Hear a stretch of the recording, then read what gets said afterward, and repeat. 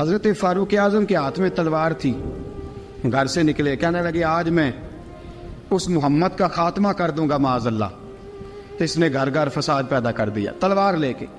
ابو جہل نے نا غصہ دلایا، کہنے لگا مکے میں کوئی سورما نہیں بچا جو مصطفیٰ کو قتل کر دے معاذ اللہ، 100 سن خونٹ ملیں گے. جناب عمر کہتے ہیں تلوار پکڑی، اور یہ سویر کی بات ہے. ابھی رات کو نبی پاک کعبے کا غلاف پکڑ کے کہہ رہے تھے اللہم اعز الاسلام باسلام عمر ابن خطاب، یا اللہ اسلام کو عزت دے دے، عمر کو کلمے کی توفیق دے دے. رات حضرت عمر کہتے ہیں دن چڑھا تو تلوار لے کے نا میں باہر نکلا. میں نے کہا آج میں چھوڑوں گا نہیں. ہر گھر میں فساد معاذ اللہ، ہر گھر میں لڑائی. فرماتے ہیں رستے میں حضرت ارقم بن زید مل گئے، کہنے لگے کدھر جا رہا ہے؟ میں نے کہا آج میں مصطفیٰ کو قتل کروں گا. کہنے لگے جا پہلے اپنے گھر کی خبر لے، تو جدھر جا رہا ہے نا ادھر بعد میں جانا، پہلے اپنے گھر کی پہلے خبر لے. کہنے لگا میرے گھر کو کیا ہوا؟ کہنے لگے تیری بہن فاطمہ بنت خطاب اور تیرا بہنوئی سعید بن زید دونوں کلمہ پڑھ چکے، جا پہلے اپنے گھر کی خبر لے. حضرت عمر فرماتے میں گیا، بڑا غصہ آیا کہ میرے گھر میں آگ لگ گئی، میں سردار مکے کا اتنا سخت گیر آدمی، میرے گھر میں اسلام آ گئے. فرماتے ہیں میں نے جا کے نا اپنی بہن کے گھر کی طرف رخ کیا، دروازے پہ پہنچا تو میں نے سنا اندر سے آواز آ رہی ہے، قرآن پڑھنے کی آواز آ رہی، قرآن پڑھنے کی. فرماتے ہیں میں نے دروازے پہ دستک دی، اندر سے آواز آئی کون ہے دروازے پہ؟ میں نے کہا عمر ابن خطاب. فرماتے ہیں کہ میرے بہنوئی نے کہا کہ فاطمہ تیرا بھائی بڑا سخت ہے.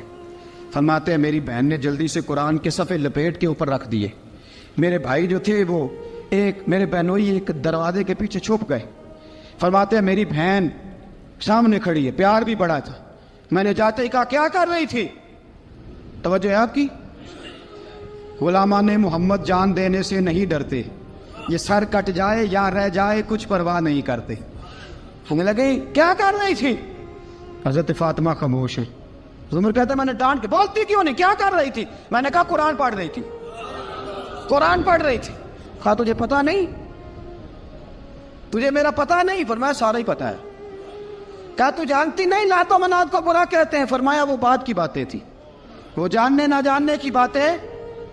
دوستو توجہ، حضرت عمر ابن خطاب فرماتے ہیں کہ بہن اس جلال، اس روب، اس اعتماد سے بولتی تھی کہ میں نے ایک تھپڑ مارا بہن کے منہ پہ، میری بہن ادھر جا کے گری.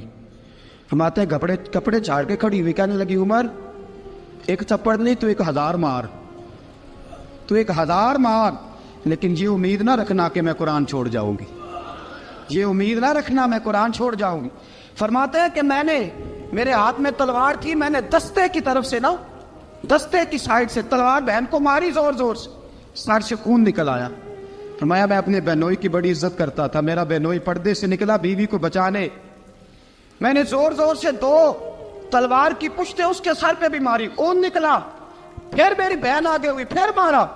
ماتے جب خون نکلا نا بہن کا تو میری بہن نے اپنا خون اپنے ہاتھ پہ لگا کے کہا عمر جس ماں باپ کا خون تیری رگوں میں ہے اس کا میری رگوں میں بھی ہے، اسی کا خون میری رگوں میں بھی ہے.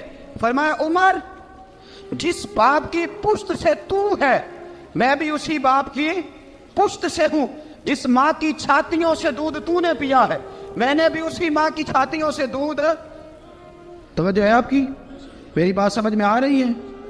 سنیں بات، رسول اکرم صلی اللہ تعالی علیہ وسلم نے فرمایا، حضرت عمر رضی اللہ تعالیٰ عنہ فرماتے ہیں نبی پاک پہ نازل قرآن سنا تو جب میری بہن نے اس جلال کے ساتھ بات کی نا کہ عمر میں بھی اسی باپ کی بیٹی ہوں، میں بھی اسی باپ کی بیٹی ہوں، میں بھی اسی قبیلے کی ہوں، خبردار تو ترشرو ہو کے گالی 1000 دے، یہ وہ نشہ نہیں جسے ترشی اتار دے. فرمایا تو چارہ کر، ٹیل لگا، لیکن تو مجھے اسلام سے ہٹا سکتا؟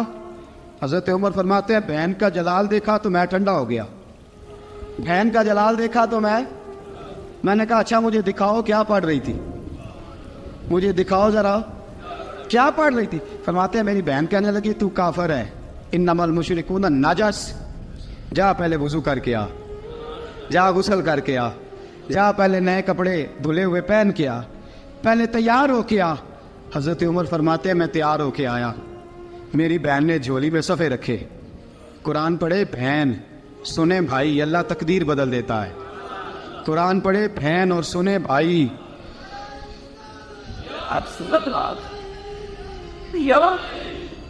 قرآن پڑھے بھائی اور سنے بہن, اللہ تقدیر. لیکن آج بہن بھائی قرآن تو سنتے سناتے ہی نہیں نا. یہ تو رواج ختم ہو گیا نا. وہ قوم جو کل لڑتی تھی ننگی شمشیروں کے ساتھ, وہ آج سینما دیکھنے جاتی ہے اپنی ہمشیروں کے ساتھ.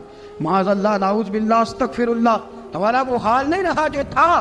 حضرت عمر فرماتے ہیں بہن نے قرآن پڑھا, میں نے قرآن سنا, پتہ نہیں قرآن میں کیا لذت سی, میں رو رو کے بے حال ہو گیا. فرماتے ہیں میرے جیسا سخت آدمی, میرے جیسا سخت جو کبھی نہیں رویا تھا, آج قرآن سنا. فَإِذَا سَمِعُوا مَا أُنزِلَ إِلَى الرَّسُولِ تَرَىٰ أَعْيُنَهُمْ, جب قرآن, اللہ کا قرآن پڑھا جاتا ہے جو رسول پہ آیا, تو لوگوں کی آنکھوں کو تم دیکھو گے, ان کی آنکھوں میں آنسو ہوتے ہیں. فرمایا میں رو رو کے بے حال ہو گیا.